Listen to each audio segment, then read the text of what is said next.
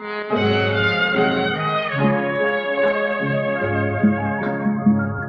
ងកំពុងហាវរៀងរាវខ្មែរមននាងពេទ្យគូកនដើរជួយអ្នកស្រុក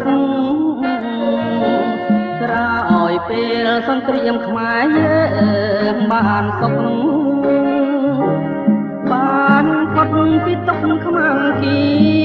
ជីចូលបងបានឃើញស្រីឡើងពីកំពុងស្រអែមត្រឹសទ្រង់ដើរពេលសាយន់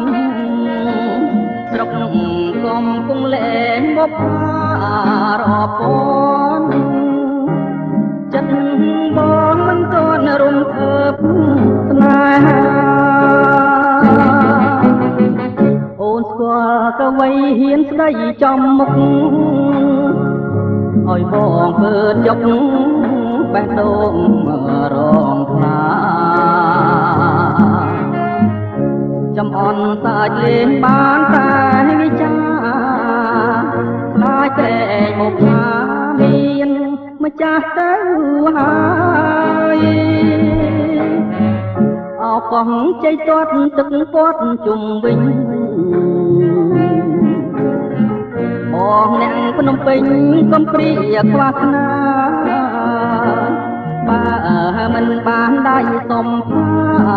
ហុំកាយកែកុំកំតាយដានទៀនបង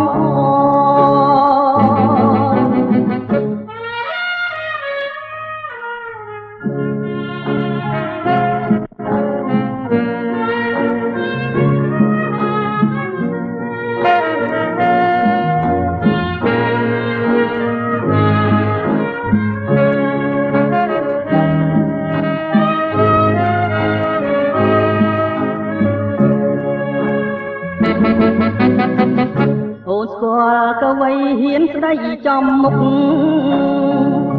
ឲ្យបងពើចុកបេះដូងរងថាចំអន់សាច់លេងបានតែវិចាខ្លាចត្រែងបុប្ផាមានម្ចាស់ទៅហើយអោកងជ័យទាត់ទឹកពាត់ជុំវិញបងអ្នកភ្នំពេញកំព្រាខ្វះខ្នាបើមិនបានដៃសំផាហុំកាយកែកុំកន្តាយដាំទៀនបង